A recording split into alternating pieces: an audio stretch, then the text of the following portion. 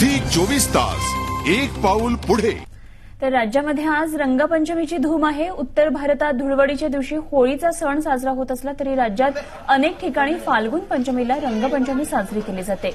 कोल्हापुरात पारंपरिक रंगाबरोबरच खडीचे रंग, काहीर, गिल्ला याचा वापर केला जातो। रंग खेळून झाल्यावर दुचाकी किंवा चारचाकी वाहनांमधून शहरातून एक फेरी काढली जाते। तरुण तरुणी एकत्रितपणे मोठ्या उत्साहात रंगपंचमीचा आनंद लुटतात। तर नाशिकमध्ये पेशवेकालीन रहाडी धुळवड संपूर्ण राज्यात प्रसिद्ध आहे। जुन्या नाशिकमध्ये पार पडणाऱ्या या उत्सवाला 150 वर्षांची परंपरा आहे। तिबंधा चौकातल्या रहाडीत रंगानं भरलेले टँकर खाली होतात, त्यामध्ये फुलं टाकली जातात आणि संगीताच्या तालावर अवघी तरुणाई रंगाच्या दुनियेत मशगूल होऊन जाते। पुण्यात सुद्धा रंग खेळताना युवा वर्गाचा उत्साह ओसंडून वाहतोय।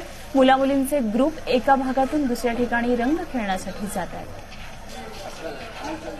पुण्यामध्ये आज रंगपंचमीची चांगलीच धूम आहे। बच्चे कंपनीबरोबर तरुणाई देखील रंगात न्हाऊन निघाली आहे।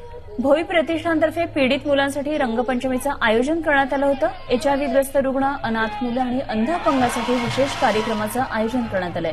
शहरामधल्या मान्यवर मंडळींनी सुद्धा त्यामध्ये सहभाग घेतला। विविध कारणांनी पीडित असलेल्या या मुलांच्या जीवनात आनंदाचे रंग भरण्याचा हा एक उपक्रम आहे। संगीताच्या तालावर या मुलांनी मनसोक्त रंग खेळला। झी 24 तास एक पाऊल पुढे।